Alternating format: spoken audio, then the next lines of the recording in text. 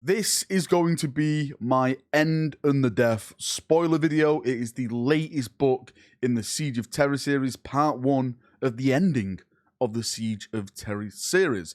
Now, if you don't want to be spoiled, this is going to be your first and only warning. Everything from this point on is going to be huge. Huge spoilers. This book is full of everything. So please leave now if you're currently reading and you don't want to be spoiled. Again, your first and only warning. Where do we begin with this one? I've got a big list of notes over this side of the screen, so if you see my eyes darting across, you know why. But this book itself was, I'm going to call it one of my favorite, but one of my most saddest books I've ever read, because as the title states, this is the end and the death. This is nothing but ruin, damnation, the characters that we've been following for so long just dying, coming to a gruesome, absolute, just horrible end. The way the book was set out, it was like very, very short chapters, which for me, I thought was great because it just got the information across, just information after information after information. And the book is so thick as well. It's like a massive, huge book. So good job with Dan on that one. Now, in terms of the story, again, as I stated, this is the end and the death. Terra at this stage is like basically just falling apart. It's like trapped in like this warp type essence. Like the walls are turning to like a textured flesh, all spongy and stuff like that. There's a scene like where this woman is literally doing a battle plan on the ground in the dirt, and then all of a sudden it just like it disappears and it's just turning into like flesh and stuff like that, because the planet is literally being consumed by the powers of chaos now. They're nearly there. They're nearly at the throne to just kill the Emperor and take the final victory. The point of views that I enjoyed the most definitely came from Malcador, because we got so much insight into what was going on. For example, we learned that the Emperor basically stole the power of chaos, or it's described as he stole the fire of chaos and he used it against chaos. And you're like, oh my god, chaos are like running away from the Emperor and stuff like that. Another thing is Alexander the Great is basically confirmed to be the Emperor of mankind. Well, this kind of came from Horus and Malcador, but that is another big thing, especially for me, because my Reclaimers of Dawn that I'm making are based on the Macedonians back in the day and Alexander the Great and his conquest. But another huge thing is Malcador said, like, if all the plans didn't go this way, like if Chaos never got involved and they were victorious, they knew that the Primarchs would eventually come to death in, you know, crusades and wars and stuff like that. But Malcador mentioned that there would be replacements. So it seems from that little brief of text that maybe the Emperor was going to make even more Primarchs, maybe clones of those Primarchs, who bloody knows, to replace his fallen sons. But he did say that they knew that the Primarchs would die. Maybe the Emperor could bring them back with his, you know, science and his psychic powers and all that kind of magic shenanigans that goes on in Warhammer 40,000. And at this point in the story as well, Horus has completely... he's just lost it. Like he's hallucinating. He's seeing like his like old remembrances, and he's having like a private conversation with them, like about old times and stuff. One of his reliquaries come to him, and he's like, "War Master, we need you on the bridge." And he doesn't even know he's at Terra at one point. Like Chaos is really doing a number on Horus, and you can see now that he's literally being used as this puppet, as this device, just for the gods to get their vengeance, to destroy the Emperor and what he wanted to do, you know, to try and take on Chaos. I actually started to feel a bit sorry for Horus, because basically from the start, he has been played, he has been lied to, and now it's coming to fruition that this is the end of Horus. This is the end and the death of Horus as well. The battles on Terra at this point are absolutely brutal. Like, the Eternity Gate has been closed, so there's multiple groups that have been left outside. There's like an opening scene where like Chaos war machines are literally crucifying Titans upon the wall. Like they're just killing everything in sight. There's some epic last stands with like some Imperial Fist. This is his Imperial Fist captain. He's got all his shields. He's charging like a tank armored convoy. He's like looking at his count and he's like, I've only got 50 Marines left. This can't be right. No, it cannot be right. I've got more brothers than this, and it's so sad. There's stuff like Amit who sheds a tear because how brutal the warfare is getting. If Amit is feeling bad and upset, you know stuff is really, really bad, because he's like one of the most hardcore, insane people that the Blood Angels actually have. But the brutality of the warfare itself is just next level. Like I want to say it's entertaining, but it's so sad as well to see, as I mentioned at the start, to see all this madness finally come to an end now, and it's just everyone we've loved, everyone that we followed throughout this journey, basically dying. Now, one of the big subplots in the book is all about the Alpha Legion and this other band of misfits trying to get to the Emperor, trying to breach the Imperial Palace. It's John Grammaticus, the Perpetual, who's a Perpetual. There's a Marine called Alferis, which we'll get into in a second. This is a big thing. There's another Space Marine called Lee 2, who used to be the guardian of another being called Erda, who we found out was basically the mother of the Primarchs and went into hiding and stuff like that. But there is also another member of the band called Acte, who is a Psyker, which is then revealed to be Cyrene of the word bearers way back in the day. And the whole story for this is so Alpha Legionnaire, it makes my brain hurt. So the gist of it is, the Alpha Legion at the start of the war made preparations, and they put a bunch of Alpha Legionnaires under the Imperial Palace, hid away, to be activated in whatever circumstances they needed to be. Now, the person known as Alfarius, who's with this group, is actually to be revealed as Igno Peach, whatever he's called. Basically the first captain of the Alpha Legion. That is revealed. But what's also revealed is that each of these Alpha Legionnaires are giving a code word, and that code word literally puts them to help Horus, help the Emperor, or, mutual state of destruction, let's say. So, kill everything in sight. But we find out that the Alfarius, the first captain of the Alpha Legion, is going there to activate the Marines to help the Emperor. They don't want to help Horus anymore, so it's kind of confirmed that the Alpha Legion that we have was going to side with the Emperor, which then opens up a bunch more details, like, are the Alpha Legion still loyal in 40k? Is that still their objective? If they are, they're doing it the wrong way, in my opinion. But yeah, it's still there. But then, of course, Cyrene activates the code word in the Alfarius' Marine's head, Igno Peck. Sorry, I keep calling him Peach. He's probably not Peacher.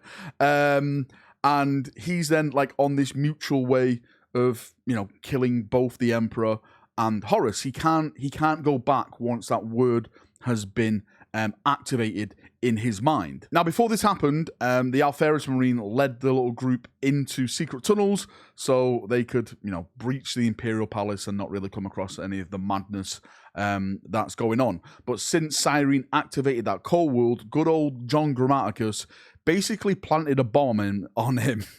And if he moves, the bomb explodes. So they literally leave him in the tunnels. And that's it. That's that plot ended for this book so far. I'm sure they'll finish it in the next book. But for me, the really big talking point about this is that they didn't go and activate all the rest of the Alpha Legion Marines. They're literally stuck in stasis. So does that mean, till this day, we literally have like a mini army of Alpha Legion that are technically loyal and disloyal underneath Terra, underneath the Imperial Palace, waiting to be activated with a keyword? I'm going to say yes. Hopefully, they can make a story of that in the 40k. How amazing would it be to have actually Alpha Legion back who are really loyal, like proper loyal, not like playing the game of being loyalist, actually loyal, because I love Alpha Legion and I would love to have that as an army. Now, another subplot, of course, is the Dark Angels. They are defending the Hollow Mountain from the Death Guard, Typhus.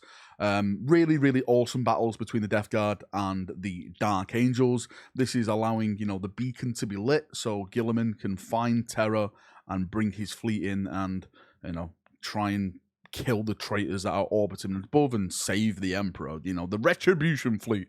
And what we have is Corswain, Zahariel's there, of course. Corswain actually allows the Dark Angels, who have psychic powers, to use their psychic powers against Chaos, because they have to, because it's one of the best weapons to use against it. There's a really, really cool note in this, is that Zahariel wants to try and convince Corswain to join the Fallen, because he admires him so much. Zahariel actually states that he's seen Chaos. He's actually seen Chaos, and it's different to what they've given themselves over to Caliban, the essence of the world, whatever that kind of magic power is. I know a lot of people have been theorizing that, is this like the Watcher's power? Is it something to do with the Watchers? Literally no idea, but it's different from Chaos. That's what he's got in his mindset, but we all know that Chaos can be very, very deceiving. But that battle's still going on, and they're just literally throwing down. Like, Zahariel puts on like this silver mask, and he just goes out and he just starts absolutely just smashing people. The Dark Angels and the Death Guard are literally just fighting over this mountain. Now, to the big, big thing, which of course is the gathering of the forces to go and fight Horus on the Vengeful Spirit. This is probably one of the most emotional parts for me. So, as I mentioned, Malcador's point of views are some of the most interesting ones. And what he's seeing with the Emperor, like the Emperor's on the throne, he's sat on the throne, and only things that Malcador would notice, like the Emperor's in pain, like a subtle twitch of the hand that only he would notice to show like the Emperor's really in pain. The Emperor's fighting on 1,000 fronts. He's fighting in the Webway, he's fighting to keep the forces of chaos back on the planet, he's inspiring certain people on the planet, acts of feats and stuff like that, giving people the confidence to fight on. He is fighting the true war. But, of course, he has to come off his throne to then take the final battle to Horus. Now, we learn that Horus actually is the one that lowers the shields on this. He literally, because he's lost his mind, he lowers the shields, which gives them a chance then to teleport on and end this altogether.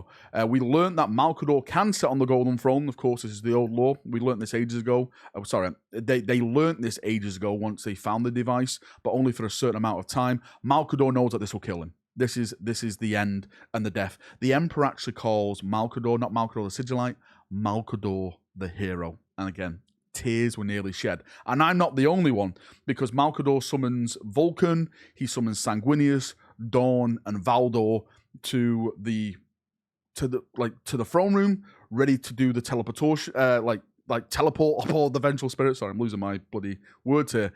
And Sanguinius turns to Dawn, gives him a hug, and sheds a single tear, saying, thank you for everything, Dawn. You tried your best and stuff. And I'm like, oh my God, this is so emotional. He turns to Valdor, calls him his brother. Valdor's like, let's not do this right now. Okay, Sanguinius, we've got things to kill, all right? Valdor being Valdor, Sanguinius turns back to him and is like, well, let's just pretend this is the last time we'll ever meet. Because, of course, Sanguinius knows what's bloody coming. Now, for those people asking where the hell is Jagatai Khan, of course, Jagatai Khan was nearly killed in the last book. Technically, he did die, but he got revived off the Emperor, magic, warp magic, stuff like that, whatever you want to call it. But he's going to take months to literal heal to be ready to fight again, so that's why he's not there. Actually, one of the big twists in this is that the Emperor tells Sanguinius to stay because he's been badly wounded off Angron. He tells him to stay on the planet. But of course, if the Emperor goes without Sanguinius, Sanguinius knows the Emperor will die. Sanguinius has to go. He has to be there. He has to fight on the Vengeful Spirit. Now, the little twist in this is, soon as the forces teleport, and we'll get onto this subject in a second, because this is next level. So as soon as they teleport up, the signal comes through that Gilliman is only 9 hours away from arriving and bringing the retribution onto the traitors. The fleet is nearly here. It's fair. Well, it's talked about that Horus was the one that blocking it, and he was waiting for them to teleport up so he can then put the signal through, because it's the final trap. It's the final play of Horus. But the only problem is that Guilliman cannot find Terra, because Terra is literally in a warp storm, kind of warp magic thing that's going on. He literally can't find the beacon. He's in the Sol system, but he just can't find his way to Terra. There's a brief talk about sacrificing a bunch of Psykers for Malkador to increase like the brightness of the Astronomicon, but because Vulcan is still there, he's the gatekeeper still. He's like, nope, not on my watch. I'm a good guy, and we're not killing anyone on the ground. Come on, Vulcan. Just they need to die, right? They need to die so Guilliman can find his well. You can burn Eldar children, right, Vulcan? But you can't burn a Psyker? What's wrong with you? Now, hold on to your pants, because this is where it goes insane. So, Rogel Dawn teleports upon the Vengeful Spirit, and he's teleported into a desert. A desert where it's filled with dead Imperial fish. You can't escape the desert, no matter what. And he's there for centuries, because teleporting on board the Vengeful Spirit is like teleporting onto the eye itself. It's completely corrupted by chaos. It is their domain. They decide what the hell is going on. And I kind of did a video dedicated to this a couple of days ago when I spoke about it. And he's in this desert, and it's basically Khorne trying to corrupt Rogel Dawn. He spends centuries upon centuries there, slowly forgetting about the siege. Literally, he spends years there, because how time works with a warp and stuff like that. Kind of going, I won't say insane or mad, but, really trying to bring Dawn down, okay? And I know a lot of people have said Dawn is going to give in to Khorne and stuff like that. It's not going to happen, right? Khorne's like, come on, just give yourself. I will give you like a warrior's. Just care about killing. And Dawn is like, blood, fur, and then it just like goes off. Right, but because that's not going to happen. So anyone who thinks Dawn is going to fall to Khorne, get wrecked, because I have a theory that Sigismund is going to come and save him. Now, the more insane thing a part of this, right, is what happens with the Emperor and the Custodes. So the Emperor and the Custodes teleport up. They land on, I think it's like deck 8 or 9 or something, which shouldn't exist in the first place. But of course, warp shenanigans, so it does.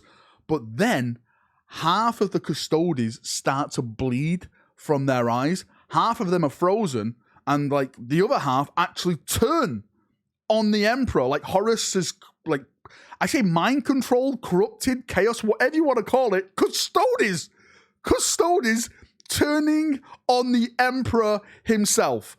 Never would have thought I'd see the day. I'm still amazed, like, is it corruption? Is it mind control? I'll let you chaps decide, because they're probably, what we've been told is that a Custode cannot be corrupted. That is how good they are. The Emperor ends up killing like the ones who are corrupted, and once they're dead, like the other ones who are frozen, they're okay. They can carry on. They can help the Emperor. And Malkador does say that this is probably a huge mistake now, because Horus is so imbued with the very power of chaos, the fire, the fire of chaos, which the Emperor stole. And the Emperor is no longer on the Golden Throne. He is out for vengeance. He will burn away the corruption of Horus, I think is mentioned. And he's not held back anymore. He's not held back by the Golden Throne. Malkador's doing all that. So the Emperor now is on full-on vengeance mode as they head towards the Horus and on his bridge, and ending to the final battle. And that is basically where the book ends. You do have like other things in there, like Ol and the group arrive at the throne room, but the Emperor's not there anymore. Vulcan recognizes Dron Grammaticus and is like, yeah, you can stay. I know who you are. Abaddon pulls the Sons of Horus back, because of course what's going on with the Vengeful Spirit.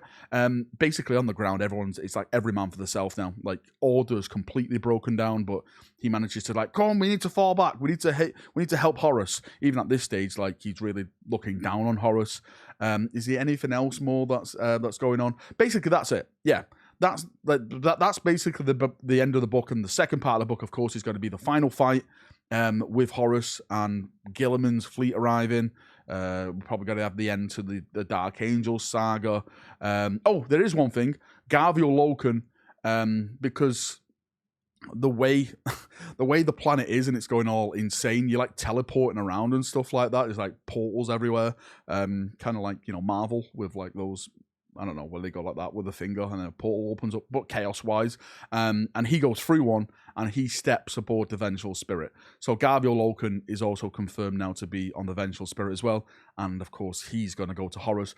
I think they're setting it up for where Loken is potentially the one who charges Horus, and like maybe Horus mind blasts him, and that maybe turns the Emperor to go full on, you know, lightning mode and just rid Horus. But again, that's just a theory from me. Anyway, enough waffling. Thank you for coming. Thank you for watching. If you've got any thoughts, feedback, anything like that, please let me know. This is just my spoiler review. There's so much more in this book. There really, really is. All little other stories going on, but I just wanted to give you the main big things. If you're reading it yourself, if you've read it, tell me what you think down below. Yeah, I'd love to hear from you. See you now. Have a great day, and bye-bye.